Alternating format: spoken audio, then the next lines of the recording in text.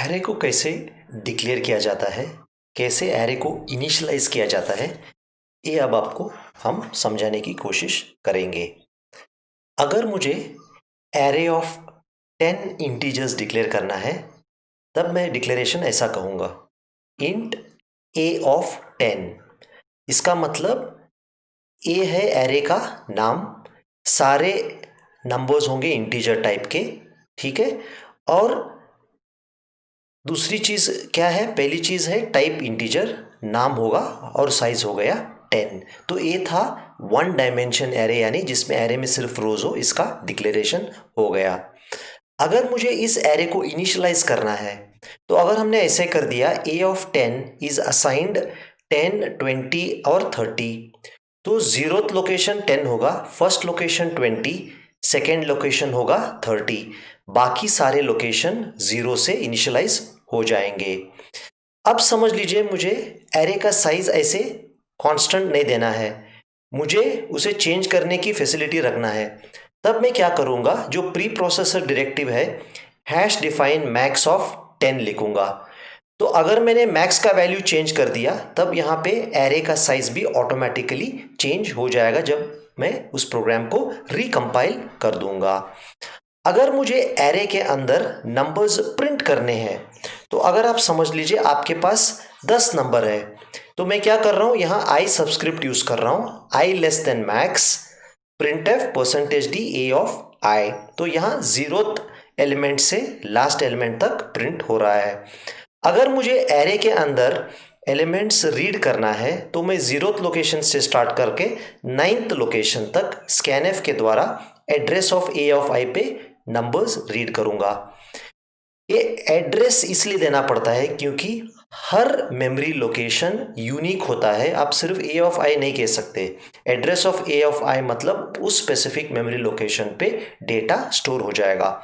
ये सारे कॉन्सेप्ट जब हम एक या दो प्रोग्राम करवाएंगे, तब आपको कॉन्सेप्ट बिल्कुल क्लियर होगा। अब और थोड़े एग्जाम्पल देख लीजिए एरे इनिशियलाइजेशन का। तो अगर हमने कहा इंट ए, हमने साइज नहीं स्पेसिफाई कर दिया, लेकिन हमने इनिशियलाइज कर दिया 10, 20 और 30, तब सी कंपाइलर ऑटोमेटिकली इसका साइज 3 बना देगा, क्योंकि हमने 3 नंबर से इनिशियलाइज कर दिया। अगर इंट ए ऑफ 5 कर दिया, हमने ऐसे कर दिया 0, 0, 0, 0, यानी पहले 4 नंबर हो गए 0, लास्ट नंबर हो गया 6। अब देखिए हम क्या कर रहे हैं, इंट ए ऑफ 5, हम लास्ट लोकेशन को 6 से इनिशियलाइज कर रहे हैं, तो ए ऑफ 4 बन रही है 6, बाकी सारे लोकेशंस जीरोस हो जाएंगे। अब यहां पे हमने एरे का साइज तो स्पेसिफाई नहीं कर दिया, लेकिन मैं क्या कर रहा हूं, जीरोथ लोकेशन होगा 0, फर्स्ट लोकेशन होगा 1, फोर्थ लोकेशन होगा 5, 10th लोकेशन होगा 5।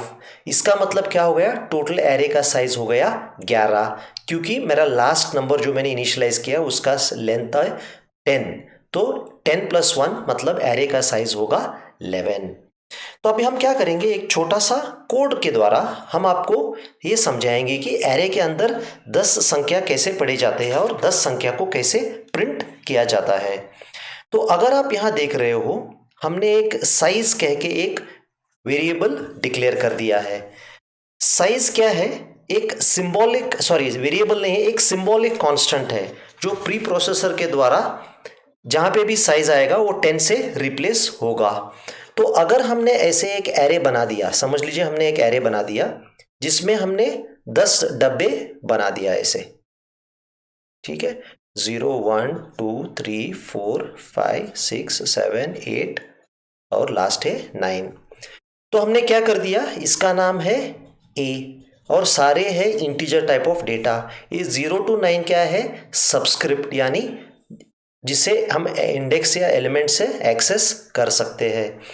तो हमने i इज इक्वल टू 0 कर दिया, हमें 10 वैल्यूज रीड करना है, तो समझ लीजिए मैंने वैल्यूज रीड कर दिया कुछ ऐसे वैल्यूज, -5, 0, 3, 1, 9, 2, 6, 5, ठीक है, ऐसे कुछ वैल्यूज रीड करना चाहता हूं।